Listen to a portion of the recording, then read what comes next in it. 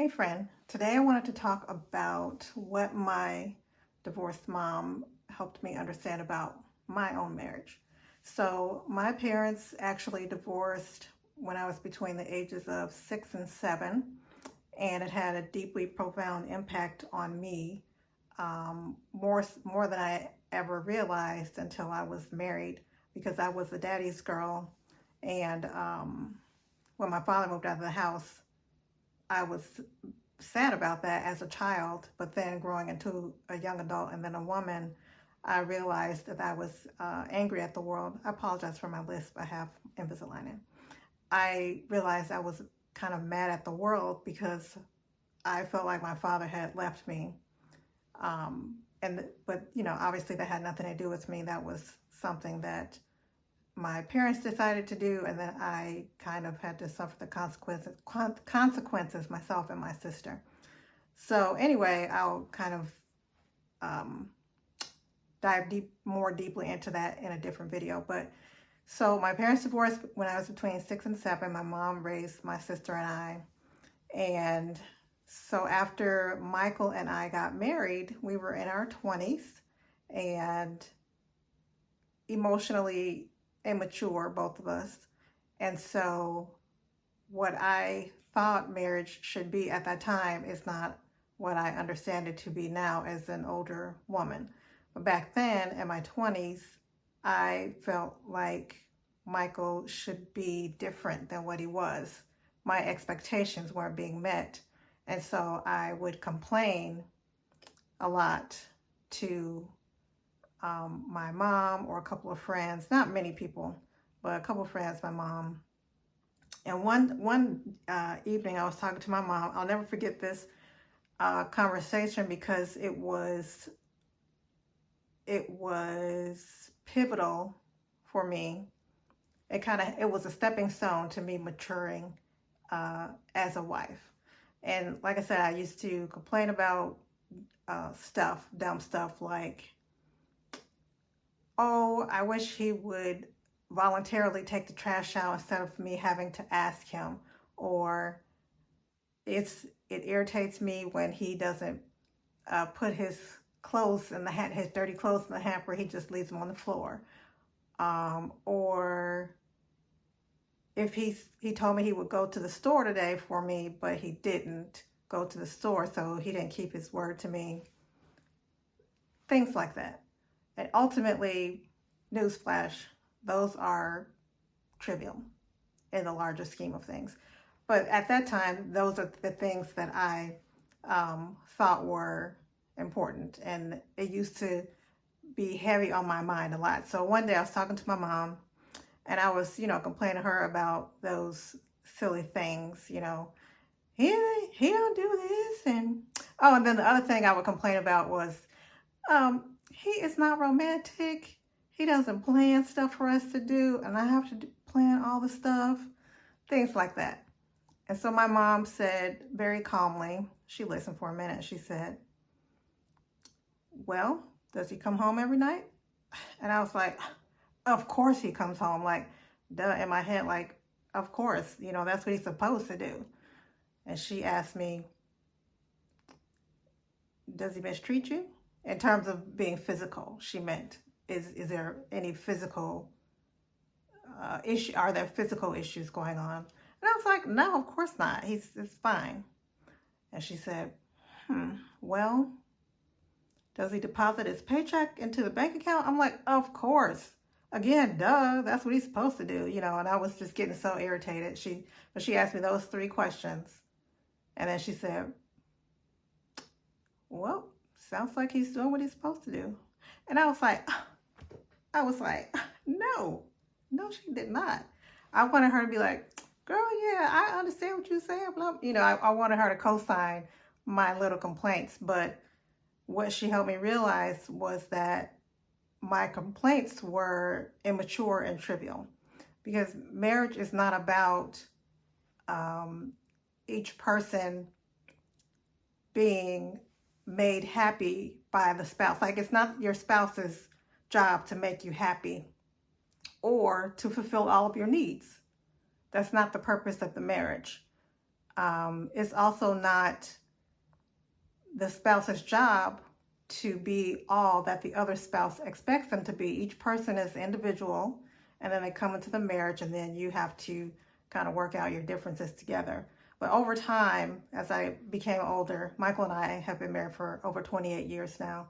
And as I matured and we have this long history to look back on, I realized how very short-sighted and immature that was. And I'm so glad that even though my mom and my dad's marriage didn't last, she was wise enough to not entertain my shenanigans and kind of, agree with me and make me think that I was right, because I wasn't. I was out of order, for real. And so I found this good article. I think I talked about it before, but I'll have a picture of it here on the screen, and then I'll link it below.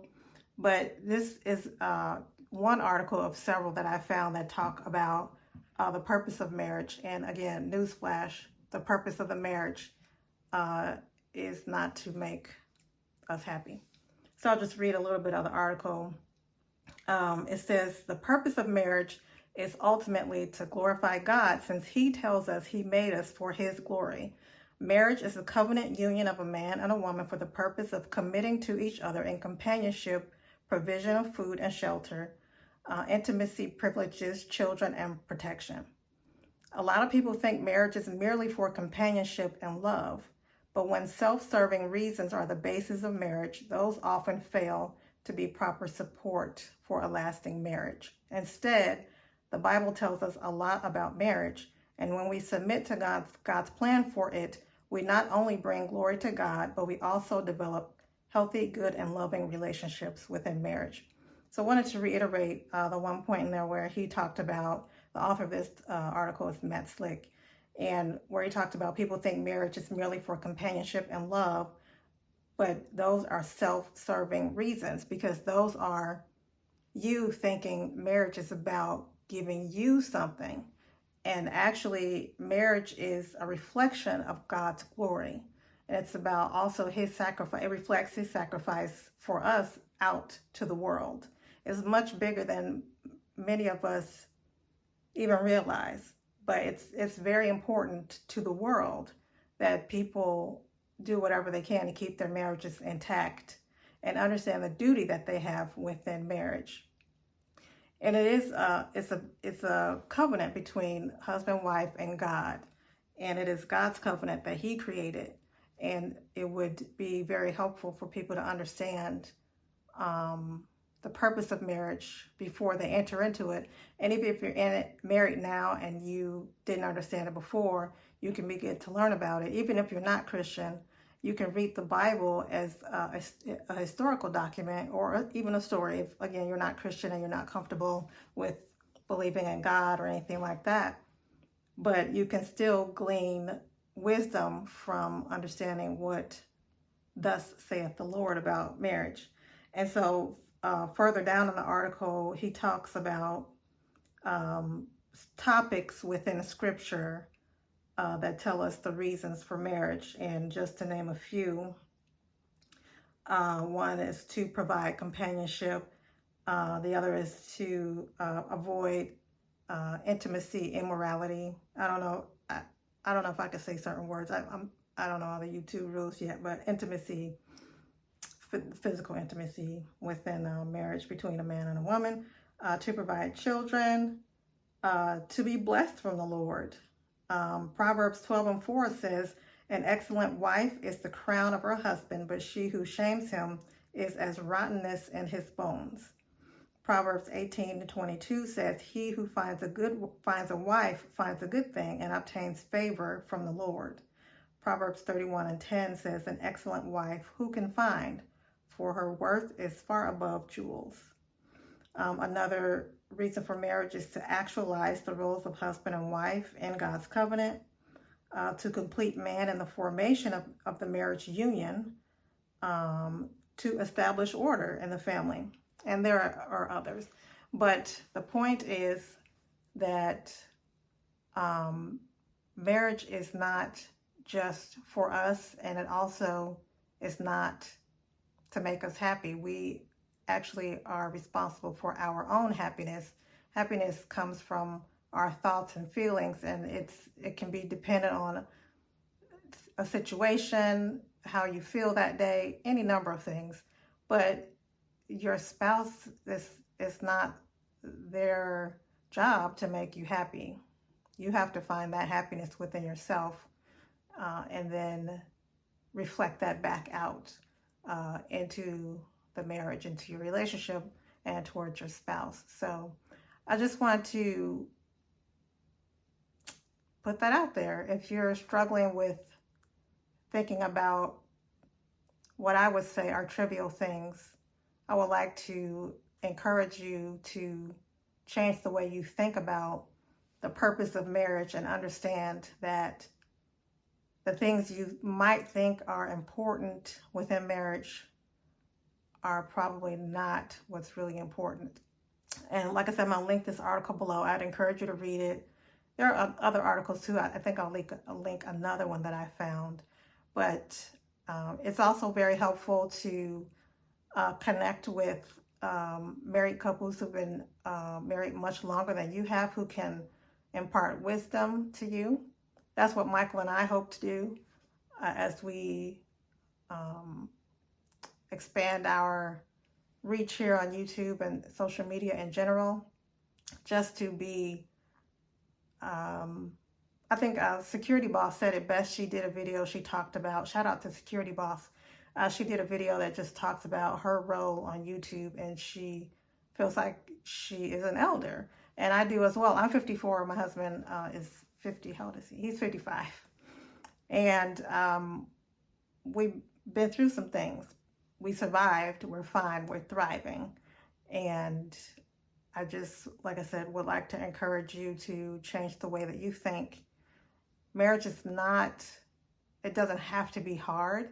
It is challenging. For me, it's not the hardest thing I've ever done. Maybe, depending on how your life has been, it could be challenging for you. To me, it's not the hardest thing in the world. And it can be very joyful and a lot of fun. And if you just kind of stick in there, stick it out, hang in there, and focus on the right things, and try to switch your mind off towards things that are not helpful, I think you'll find you'll have more success if you're having any struggles at this time. So comment below and let me know what you think about that. Do you find yourself complaining about things that might not be so important over the long haul if you really think about them? Is your spouse doing the basics? Providing, is your husband providing for the family and protecting? And traditionally, of course, the wife's role is to care for the home and children. Is that happening? Like, do you have the basics down? If you got the basics down, you're doing pretty good. And you can use the basics to build upon that to improve your marriage. So let me know what you think. Thanks for watching. Thank you so much for watching. And if you have any questions, feel free to comment below. Our email address is below as well. I'm trying to think of anything else. So that's all I have for now. So thanks for watching and be blessed. Take care.